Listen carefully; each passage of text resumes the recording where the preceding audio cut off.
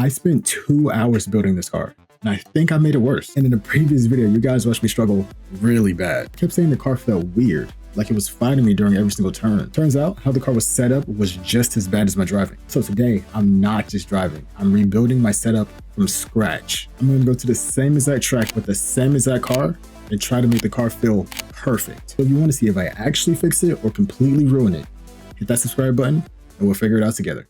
All right, so I'm gonna go in with the tune I was struggling with to try to get a baseline. A good flick in. Oh, there's that heavy feeling. I don't know what that is. I've never felt anything like that.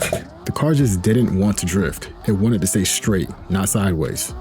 Way too far down on the entry. Working my way back up. Just trying to keep it in drift. It doesn't want to drift sometimes. Way too wide, almost over rotating there as well. Get across the line. That was not the best, but the angle is just all over the place. With the way the car is set up currently, it's just completely inconsistent. Like this entry, for example. The car just doesn't want to get to angle on that entry. And it doesn't, I'm not getting high enough on the bank. Just drive in, drive in. It has no grip, it's just floating. It's like you have to predict where it's going to be at, instead of getting there and just driving out of it. So now that we have a baseline of where the car is currently, let's go to the pits and make some changes. So one of the few things I do know about tuning is that if you want more grip, you can bring the rear tire pressures down. And both rear tire pressures were currently at 25 PSI. So I brought it down 5 PSI to 20. We're gonna do tire pressures for now. Then I went back out for another lap. See if we get more grip here. Front end is still not very consistent in the angle.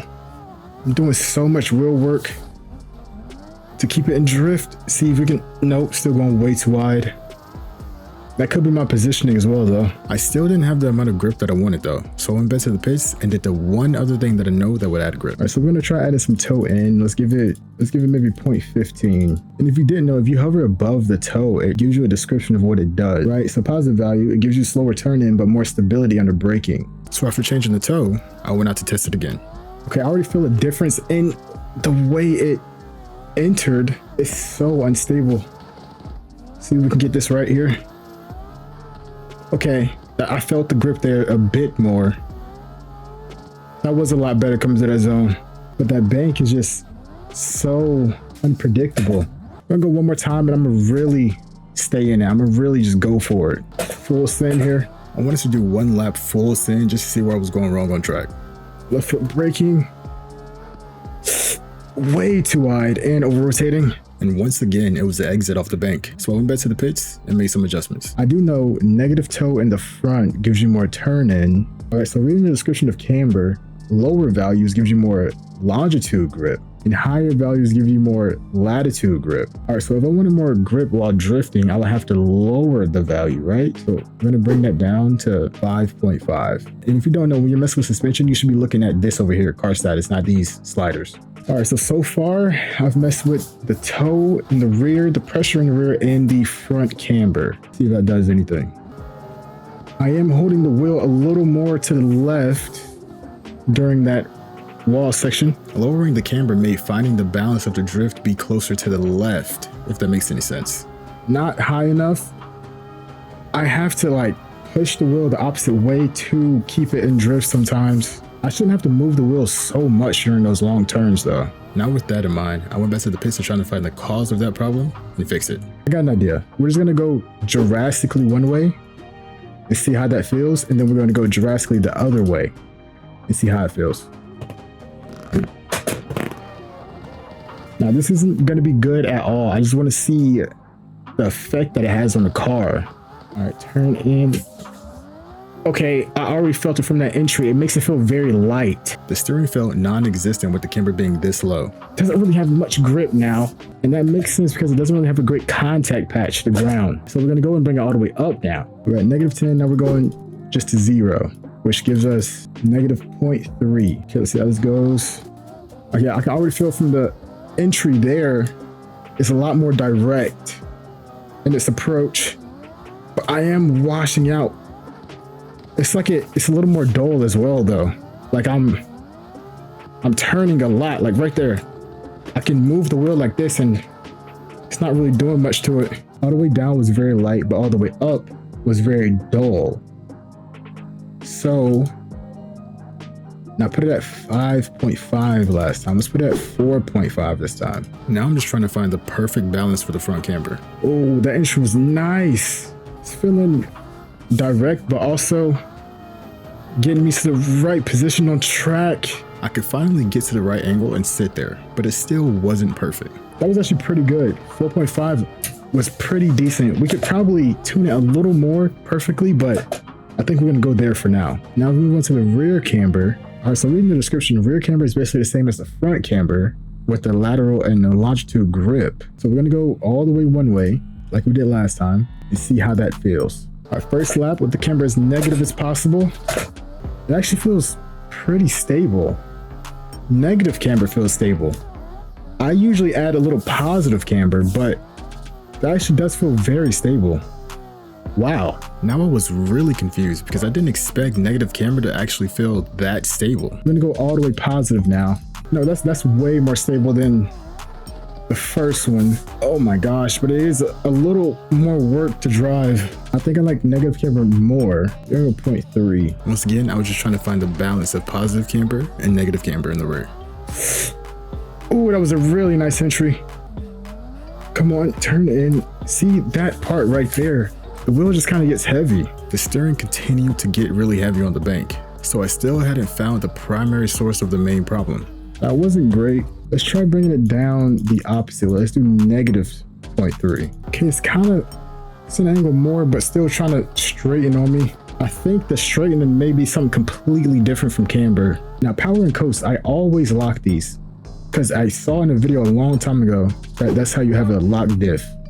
So I don't know if that's true or not. I really don't know what preload does or is in general. Reading this, lower values make the car more agile, but a little more nervous and lose traction. The higher values can give you traction, but can feel very tight and resistant to rotate. So we were driving on 0 the whole time. Let's just bring it all the way up, see what happens. So I am expecting it to be a little more tight. Okay, I do kind of feel it wanting to straighten even more. Feeling a little tighter there, yeah. It made the car a lot more unstable. Ooh, tap the wall there. I am feeling the traction though. I'm speeding through the bank. Okay, so let's bring it down to make the car rotate a little easier. So we're gonna bring it down to, let's say 40. It is definitely rotating a lot easier on entry. Ooh, it was a little slow to get the angle. Left foot braking. Bring it down the bank. Little handbrake there. Too wide a bit. Brought it back in though. That wasn't a terrible run. Definitely better than all of my runs in my last video with this car though. Going one more time with 40 in the preload.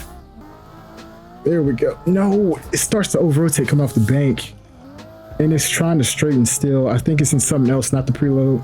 I have a feeling that it's probably my roll bars or my wheel rate.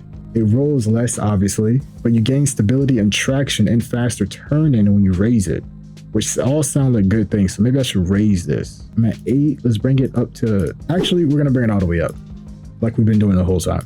Now we're coming down to the final few things that could be causing the problems. It was a little delayed on that entry. Get into that zone, a little wide. I think I feel the difference. It definitely has less grip. Let's turn it down to 25. Sit at it. Okay, that's really setting that angle now. Raising the front roll bar allowed the car to remain stable. Nice coming off the bank as well. That may have been it. The front roll bar was just too low. Had way too much roll. That was a really good lap actually. Handbrake on entry this time. Oh man, that's sitting nicely at angle. Left foot braking as well. Ooh, a little too much angle coming off the bank. Yeah, I think it's all in the roll bar there. That's where my problems are coming from. But I do also want to look at the rear roll bar. I definitely want grip in the rear. I'm at 12. That felt pretty good. I might keep it there. Let's try lowering it all the way down and see if it gives me a lot of grip. Handbrake. Oh, that was a weird entry on my part. Oh, I definitely feel the grip in the rear though. Definitely. That wasn't the best last zone, but you can definitely feel the grip. Maybe a little too much grip because I was having to really work it on the bank. Let's bring it up to 5. Okay, so now is the wheel rate. I'm gonna bring it all the way up to see how that feels. One of the few things I know about suspension is that stiffer means less grip and softer means more grip. Okay, I'm not up far enough at all on that bank. That was not a good run. Ooh, I think I just raised the wheel on that entry there because it's so stiff in the front. Yeah, the stiffness is really making it weird to drive now. So we're definitely gonna be bringing that back down. All right, so that's way too stiff. We're gonna bring it down. I feel like 80 was pretty good. Let's go with 90. So we made it a little stiff from the baseline, but not too much stiffer. Okay, that is better. It's not unnecessarily lifting a wheel on entry. Yeah, okay, that feels a lot more smoother. Commit on throttle. There we go. A little far down, but it's pretty good. Nice and smooth. Yeah, it's not too stiff, but it's not too soft. It's nice. Okay, that's good. That's really good for the wheel rate. All right, right now we're at 36. So when you soften it, it becomes more slow and predictable. Is that a good thing or a bad thing? Let's see. We're gonna soften it on the way. Okay, you can definitely feel it being a little heavier. I wanna really focus on how it reacts during that transition. Let's see how it goes there. Definitely slower, which not really my preferred type of transition. So I'm gonna bring that up a little bit. Let's see what happens when we bring it all the way up actually. Okay, so faster reactions. Oh yeah, I feel that already. It's definitely caught me off guard. Oh, way faster on that transition, getting to angle quicker. A little too fast. We're gonna bring it down a little bit. We're at 82. We were at 30 something. Let's go. Let's try 55. Now it's time for the moment of truth. If all of this combined makes the perfect setup. Okay, hopefully this is the perfect balance between the two. But that was really nice on the transition. Nice and predictable. Fell down a little bit sooner than I should have. Oh yeah, that's really good actually. Get the strength. Last outer zone, I should say. Went a little wide, but that was really good. So good on that entry and on the bank. Nice and smooth on the throttle. This is the best this S14 has ever felt. So good.